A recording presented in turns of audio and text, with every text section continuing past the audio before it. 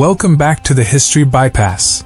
Today, we dive into the intriguing life of Nicolae Ceausescu, the notorious dictator who ruled Romania with an iron fist. From his humble beginnings to his ultimate downfall, Ceausescu's story is a fascinating chapter in modern history. So, grab a snack and join us as we unravel the complex tale of Nicolae Ceausescu, early life and political career. Nicolae Ceausescu was born on January 26, 1918, in Scornășești, Romania. Growing up in a poor peasant family, he faced numerous challenges but managed to acquire a basic education. Ceausescu's political career began in the late 1930s when he joined the Communist Party and became involved in various Marxist-Leninist organizations. In the aftermath of World War II, Romania fell under Soviet influence, and the Communist Party gained control. Ceausescu climbed the party ranks quickly, and his loyalty to the party leadership propelled him into positions of power. Ceausescu's rule. In 1965,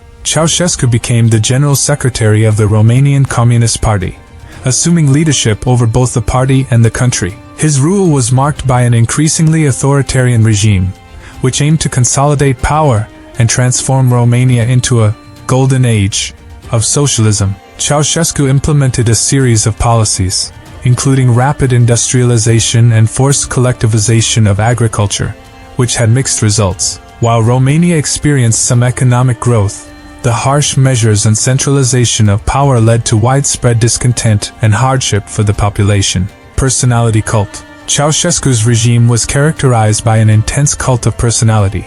With his image plastered across the country, he promoted himself as the genius of the Carpathians and sought to portray Romania as a model socialist state. Massive projects, such as the construction of the Palace of the Parliament, showcased his ambition and desire for grandeur. The personality cult extended beyond propaganda and permeated all aspects of Romanian society. Citizens were forced to participate in elaborate celebrations and parades glorifying Ceausescu, while dissent and criticism were harshly suppressed. Human rights abuses. Behind the facade of progress and prosperity, Ceausescu's regime committed numerous human rights abuses. The Securitate, Romania's secret police, operated with impunity, spying on citizens, suppressing dissent, and inflicting torture on political prisoners. Ceausescu's control extended even to reproductive rights, with the government strictly regulating birth control and banning abortion to boost the population. This led to devastating consequences,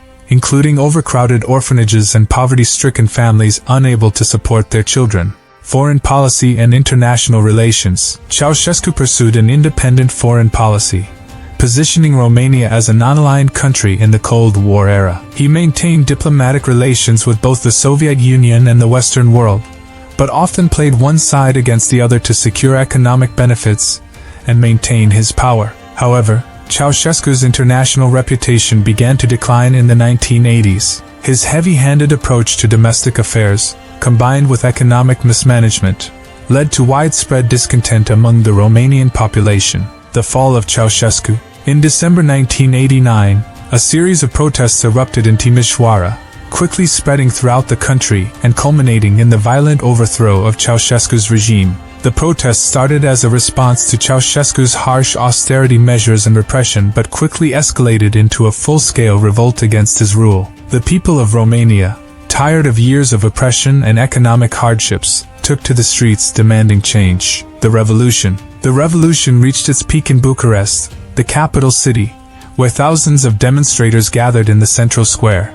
Ceausescu, unaware of the gravity of the situation, addressed the crowd from the balcony of the Communist Party headquarters, expecting their support. However, instead of support, Ceausescu and his wife, Elena, were met with jeers and chants calling for their resignation. The security forces attempted to suppress the protests, but were overwhelmed by the sheer number of demonstrators. The trial and execution. As the revolution gained momentum, a provisional government was formed, and Ceausescu was arrested on December 22, 1989. Subsequently, a trial was conducted, charging him with crimes against the state, genocide, and economic sabotage. The trial, though brief, was a symbol of the end of Ceausescu's rule. He and his wife were found guilty and sentenced to death.